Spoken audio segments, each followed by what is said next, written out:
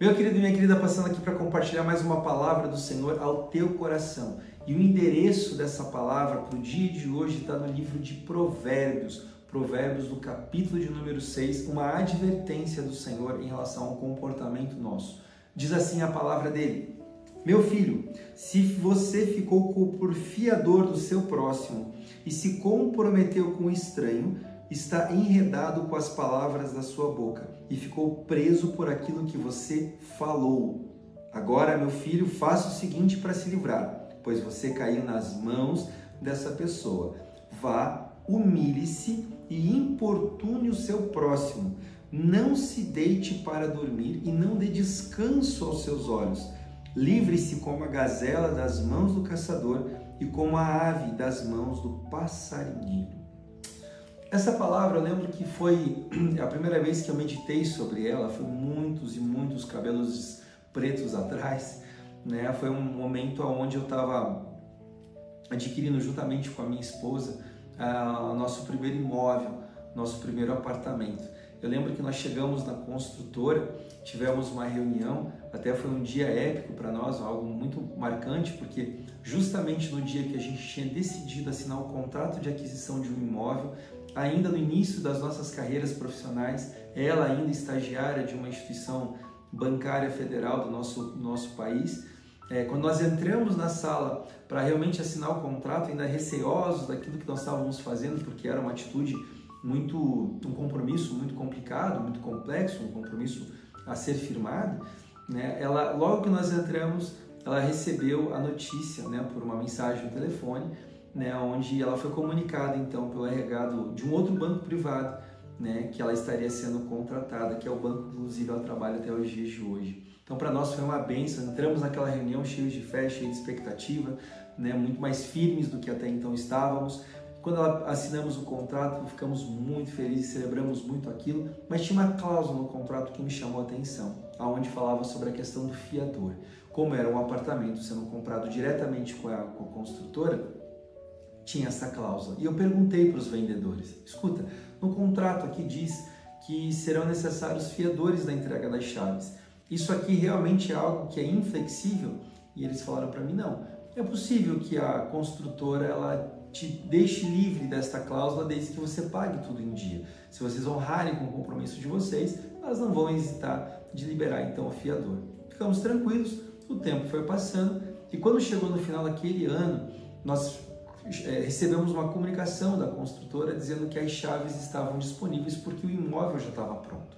Quando fomos lá então para pegar e retirar as chaves, eles mandaram o contrato, né, e outro adendo com algumas exigências, dentre as quais estava ali não uma, mas a solicitação para apresentação de 2 fiadores.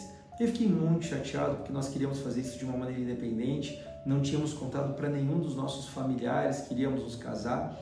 E foi muito complicado quando a gente viu aquela carta. E aí uma pessoa que eu tenho como se fosse um pai para mim, uma pessoa que eu amo demais, comentei, ele me ligou bem no momento, compartilhei com ele e ele falou assim: olha, deixa eu tentar mandar um e-mail para a construtora, talvez eu consiga com algumas argumentações liberar você disso. Só que nesse meio tempo eu passei para ele a carta e eu fui orar. Quando eu fui orar, eu pedi ao Senhor uma palavra e eu abri em Provérbios 6. E ali consta essa questão da advertência de ser fiador. E quando eu li esse provérbio, eu disse: Senhor, mas a tua palavra diz que nós não devemos ser fiador de ninguém.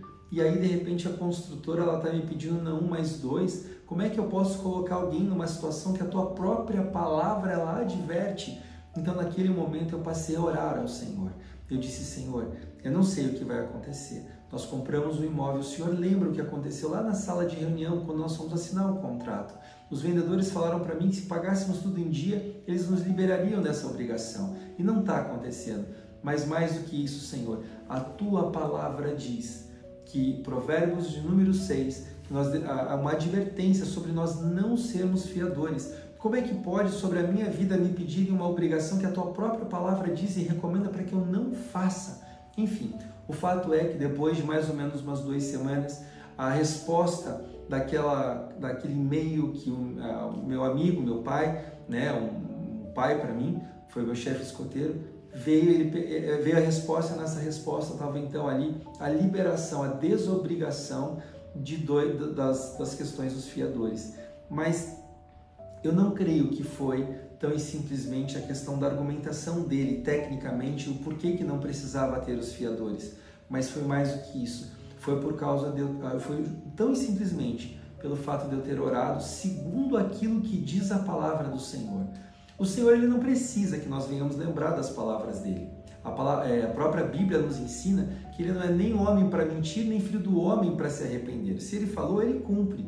Então é óbvio que ele sabe tudo que está escrito. As palavras são dele. Mas tem uma chave aqui que é extremamente importante. A eficácia de uma oração, ela se dá também quando nós oramos segundo a palavra dele. Ou seja, eu argumentei com o Senhor por meio da oração que eu estaria agindo contrário à própria palavra. E eu pedi uma providência dele nessa situação. E a providência veio. Ora, mais do que a questão também, tão e simplesmente, de você orar segundo a palavra, também é a orientação que ele nos dá. A questão do fiador é quando você se coobriga, você está obrigado juntamente com alguém sobre algo que a pessoa te pediu. É muito comum, nós vemos isso na aquisição de imóveis, na aquisição de automóveis também, operações bancárias como empréstimos. O que a Bíblia nos ensina é o seguinte: em primeiro lugar, Deuteronômio 28, ela vai falar como promessa decorrente da obediência, que nós não tomaremos emprestado, ao contrário, nós emprestaremos a muitos. É óbvio que o cristão pode passar por suas dificuldades, é óbvio que ele pode passar por momentos onde ele precisa, mas a fonte de busca, a fonte de recurso deve ser sempre o Senhor. Ageu vai falar que meu é o ouro, minha é a prata, diz o Senhor. Ou seja, o nosso Pai, ele é detentor de todo o tesouro. Basta nós acessarmos a presença dele e reivindicarmos aquilo que é necessário. Mas também não podemos passar de uma maneira desapercebida sobre esse tema. Não sermos fiador de ninguém. E isso pode ser uma orientação, um conselho para que você possa ter uma relação muito mais saudável, principalmente com seus amigos e seus familiares. Até porque, quando nós passamos por uma situação que é necessário fiador, normalmente nós recorremos a pessoas próximas, ao nosso círculo de convívio.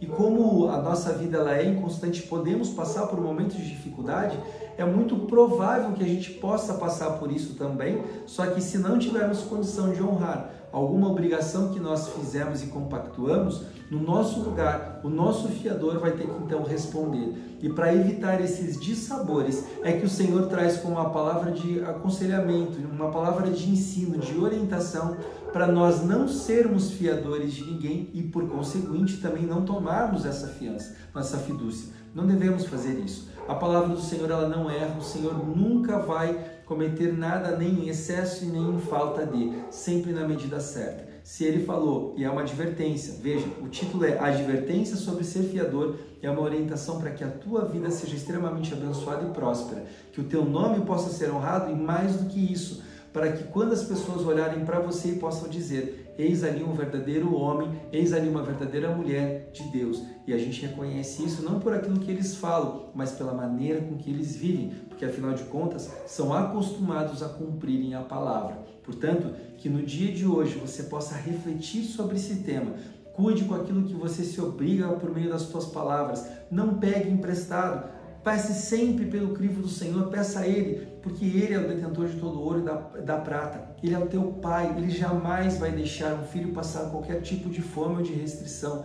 Basta acessar a presença dEle e Ele vai realmente suprir todas as nossas necessidades, porque a palavra dEle para nós é a palavra dEle para a tua vida.